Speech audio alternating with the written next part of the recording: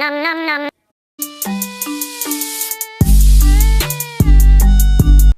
Okay, time for dessert. These are banana nut muffins, and we frequently make these, maybe once or twice, 3 times a month at least. Let's get started. Okay, I'm gonna first start off with white sugar. Then also we're gonna add oil. You can use any oil, but I like experimenting, so I used coconut oil this time. And then add brown sugar also. You can use any mixture of sugars you want.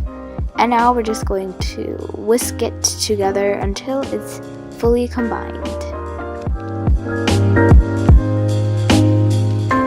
And now we're going to take 5 bananas and peel them. And I usually break them into small pieces so it's easier to mash. Okay, now mash, mash, mash. It should look like this, and you can just mix it around. You can also use a fork too, you don't have to use like an actual masher. Okay, so the total amount of flour we're going to add is 2 cups, but I usually play around with what flours I use. So right now I'm using 1 cup all-purpose flour and 1 cup almond flour. Sometimes I will use all-purpose flour and whole wheat flour. Just play around and see what you like. After that, add baking powder and baking soda on top of the flour.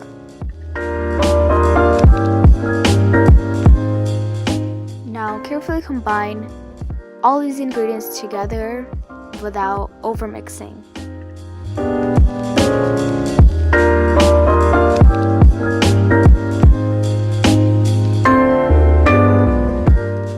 Now you can add your vanilla, halfway mixing of course, and incorporate it together.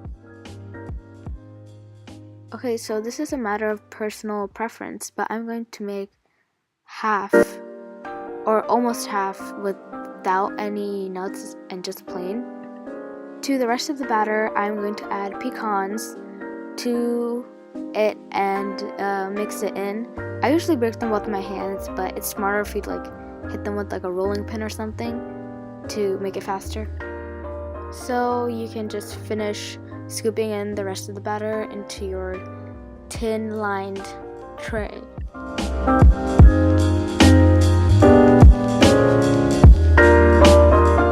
For some decoration, I'm going to add some pecans on top too.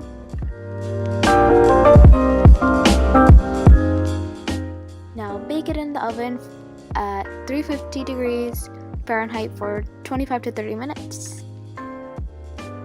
With the extra batter, I made more afterwards, but in total, there were 19 muffins made.